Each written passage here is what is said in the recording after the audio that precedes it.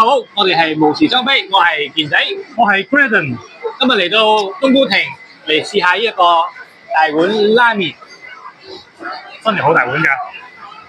我哋就嗌咗2碗啦。咁咧，我呢個係黑毛尖bacon，我呢個咧就叉燒拉麵。好啦，唔講咁多啊。食湯麵咧要盡快食，因為熱先好食嘅。人哋講食麵咧就先試湯先，我就先試我呢個湯先啊。果然係行家啊！佢個豬骨湯真係好過味，好入味啊！你嘅如何啊？一樣啊嘛。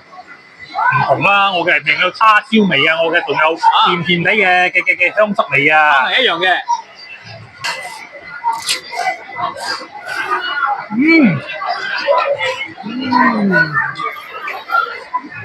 佢個拉麵都係拉麵都唔斷啊！好少可啊！食到個麵咧係淥到啱啱好嘅，好有咬感啊！又真係好韌效喎，講真。係啊，我喺度食佢叉燒先啦。哇，叉燒好正啊，唔會好甜嗰隻啊！你見出面嘅成間叉燒咧，食落去咧真係好甜甜咁流噶嘛。到佢呢個唔會喎。試下呢個黑毛豬bacon，呢個 bacon 咧，嗰個煙香味啊，好重。黑毛豬嘅 bacon 果然係唔同。到最尾，千祈唔好忘記佢嘅流心蛋，一口落去真係好滿足。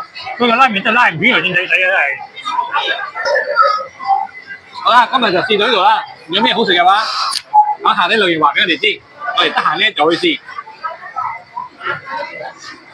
拜拜。